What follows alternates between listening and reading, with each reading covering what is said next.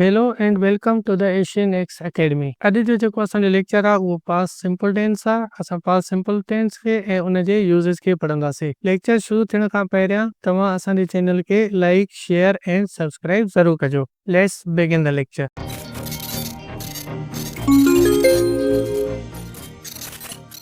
शुरू कयूं था।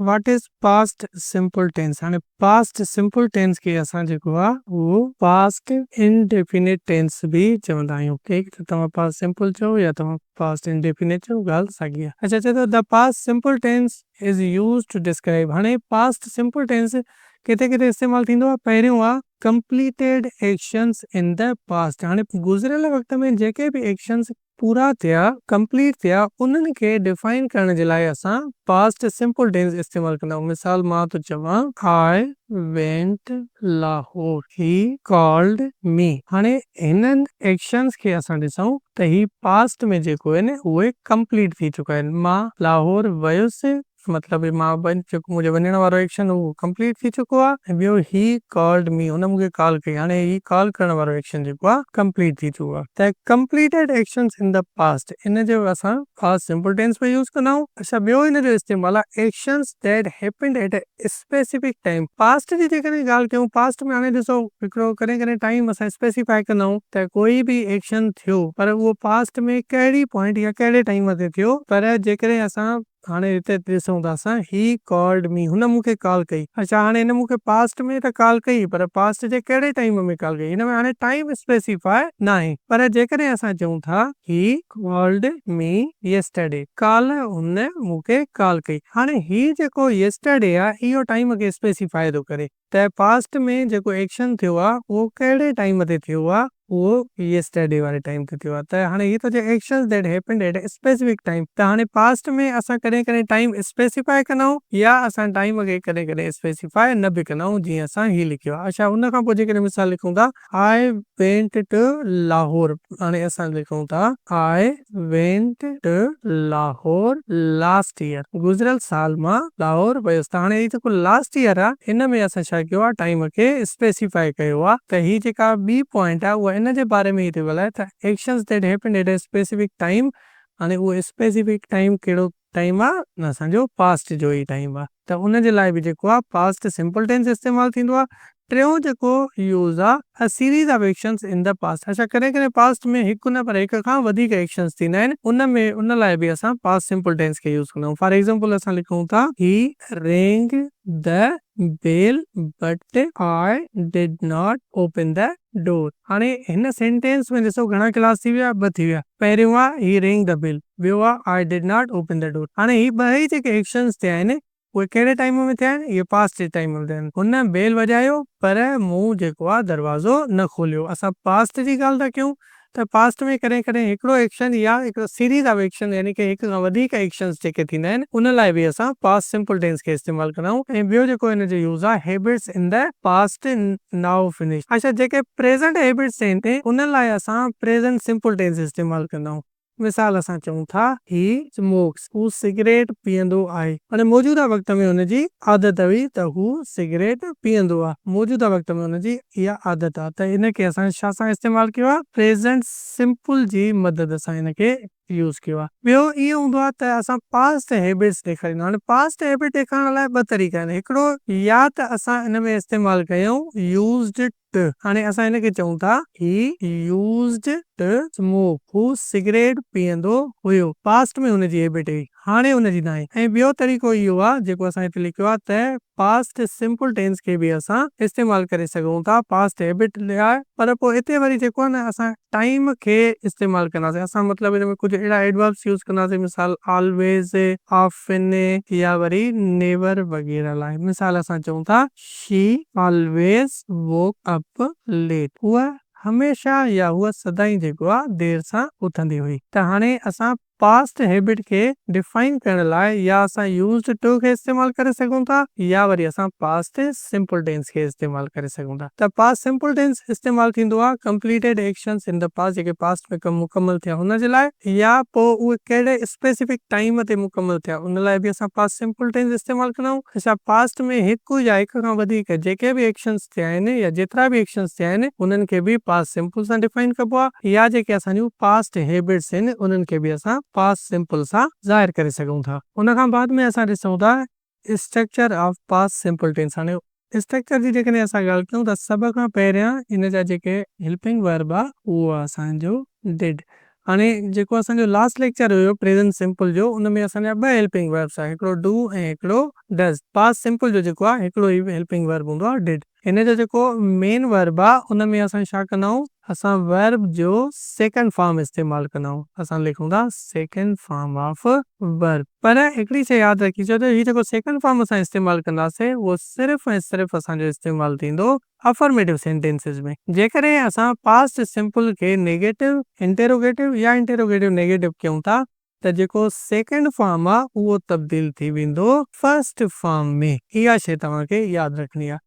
अच्छा इन जा अफर्मेटिव सेंटेंसिस असां ॾिसूं था। हाणे सभ खां पहिरियां असांजो जेको आहे सब्जेक्ट उन खां पोइ असांजो वर्ब जेके असां पास्ट फॉर्म लिखियो आहे यानी कि वर्ब जो सेकंड फॉर्म लिखियो आहे उन खां बाद में असां ऑब्जेक्ट था लिखूं।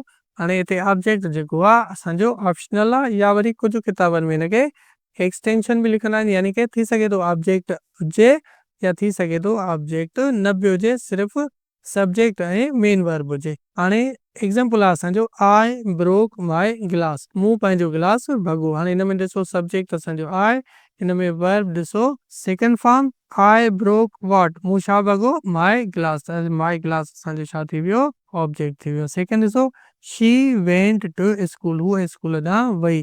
शी असांजो थी वियो सब्जेक्ट वेंट असांजो वर्ब वर्ब जो सेकंड फॉर्म शी वेंट। अच्छा उहो केॾांहुं वई स्कूल त छा असांजो स्कूल ऑब्जेक्ट आहे नो स्कूल असांजो थी वेंदो एडवर्ब ऑफ प्लेस। ऑब्जेक्ट तॾहिं हुजे हा जॾहिं हिन ते कोई कम जो असर थिए हिन ते कम जो कोई बि असर न आहे त हीउ एडवर्ब ऑफ प्लेस आहे। नेगेटिव सेंटेंसिस खे जेकॾहिं असां ॾिसूं त पहिरियां असांजो ईंदो सब्जेक्ट सब्जेक्ट खां बाद में असांजो हेल्पिंग वर्ब डिड ऐं उन सां गॾु नॉट ऐं पोइ असांजो ईंदो base form of the verb. साॻी ॻाल्हि वर्ब जेको विदाउट टू सां टू खां अलावा बाद में असांजो ऑब्जेक्ट वग़ैरह अची सघे थो। एग्जाम्पल ॾिसो he did not call mid.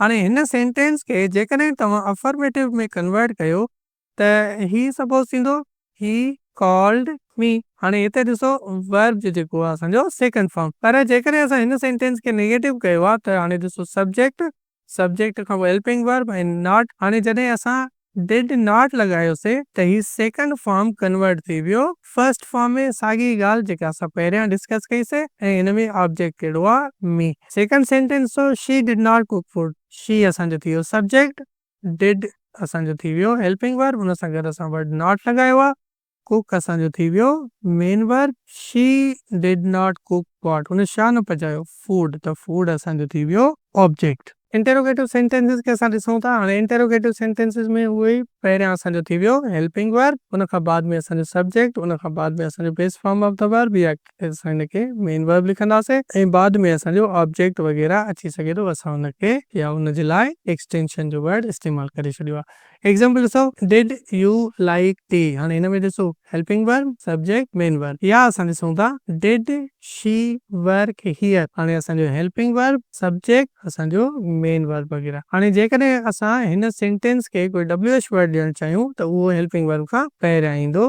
Suppose असां चऊं था वेन डिड शी वर्क हियर त हाणे ॾिसो असांजो वेन जेको आहे असांजो थी वियो WH वर्ड ऐं डिड असांजो थी वियो हेल्पिंग वर्ब शी असांजो थी वियो सब्जेक्ट वर्क असांजो थी वियो मेन वर्ब ऐं हियर असांजो थी वियो एडवर्ब एडवर्ब ऑफ प्लेस। त ई असांजो इंटरोगेटिव सेंटेंस हुयो। तव्हां जेकॾहिं रिकॉल कयो त असां मेन वर्ब खे पंहिंजे पास्ट लेक्चर्स में ॿिनि टाइप्स में डिवाइड कयोसीं। हिकिड़ा हुया असांजा रेगुलर वर्ब ऐं हिकिड़ा हुया असांजा इरेगुलर वर्ब। हाणे इन्हनि जो असां कॉन्सेप्ट कीअं डिस्कस कयोसीं, असां पढ़ियोसीं त जेके रेगुलर वर्ब्स आहिनि उन्हनि जो जेको सेकेंड ऐं थर्ड फॉर्म आहे उन में छा थींदो आहे, असांजो डी या ईडी वग़ैरह लॻंदो आहे। ऐं इरेगुलर वर्ब में छा हुयो, उन्हनि जी स्पेलिंग चेंज थी वेंदी हुई। इहा ई ॻाल्हि हिते बि लिखियल आहे। हाणे ॾिसो जेके रेगुलर वर्ब्स आहिनि उन्हनि में असां छा कंदा आहियूं, add E D to the base form, यानी कि फर्स्ट फॉर्म में जेकॾहिं असां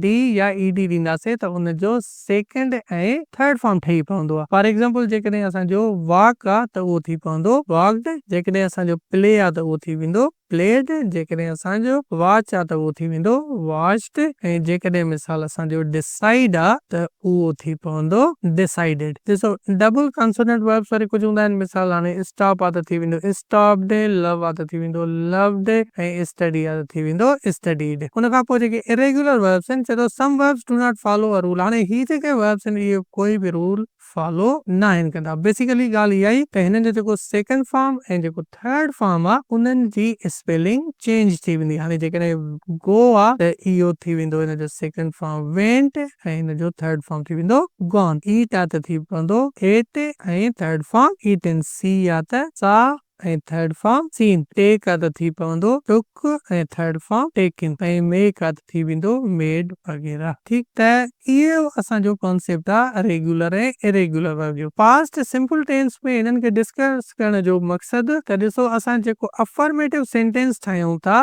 उते असां छा था कयूं, वर्ब जो सेकंड फॉर्म एड था कयूं। त हाणे जेके सेकंड फॉर्म आहे उहो असांजो रेगुलर ऐं इरेगुलर में डिस्कस थींदो आहे। उन जे करे असां हिननि खे रिवाइज कयोसीं त रेगुलर ऐं इरेगुलर जो कॉन्सेप्ट बेसिकली इहो आहे, असां सेकंड फॉर्म ठाहिण लाइ डी या ईडी जो सहारो वठंदा आहियूं, या वरी जेकॾहिं इरेगुलर वर्ब हूंदो त उनजी स्पेलिंग खे असां चेंज कंदा आहियूं। उन खां पोइ असां कीवर्ड्स खे ॾिसंदासीं जेके असां इस्तेमालु कंदा आहियूं पास्ट सिंपल टेंस में। हाणे पहिरियों जेको असांजो कीवर्ड आहे उहो येस्टरडे आहे। असां हिनखे एडवर्ब ऑफ पास्ट टाइम बि चवंदा आहियूं। हाणे हिनखे असां जेकॾहिं जुमिले में इस्तेमालु कयूं, मिसाल असां चऊं था yesterday we won the match, अहिड़े तरीक़े सां। हाणे हिन जेको वर्ड येस्टरडे आहे तव्हां हिनखे जुमिले जे शुरूआत में रखो या वरी तव्हां जुमिले जे एंड में रखी सघो था। या असां पहले का लास्ट नाइट या नाइट वीक या ईयर बि लिखी सघो था।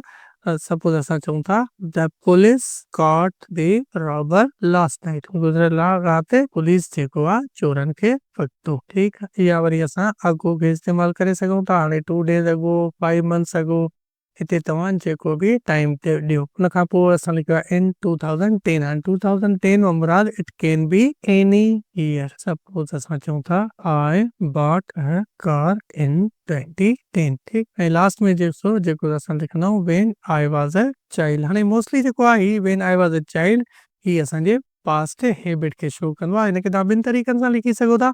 सपोज तव्हां लिखो when I was a child I used to break my toys, यानी कि जॾहिं मां नंढो हूंदो हुउसि मां पंहिंजा रांदीका भञंदो हुयुसि। या वरी असां हिनखे जेकॾहिं पास्ट सिंपल सां इस्तेमालु कयूं त थींदो I always broke my toys. त अहिड़े तरीक़े सां ही जेके कीवर्ड्स आहिनि इन्हनि खे असां पास्ट सिंपल टेंस में यूज़ करे सघूं था। इहो हुयो असांजो अॼु जो लेक्चर जंहिंमें असां पास्ट सिंपल टेंस ऐं उनजे यूज़ेस खे डिस्कस कयोसीं। नेक्स्ट लेक्चर में इंशाल्लाह असां फ्यूचर सिंपल ऐं उनजे यूज़ेस खे डिस्कस कंदासीं। जेकॾहिं तव्हां असांजे चैनल खे सब्सक्राइब न कयो त तव्हां ज़रूरु सब्सक्राइब कयो। जेको बि तव्हांखे हिन लेक्चर सां रिलेटेड सवाल आहे तव्हां कमेंट सेक्शन में पुछी सघो था। Thank you for watching. अल्लाह हाफ़िज़।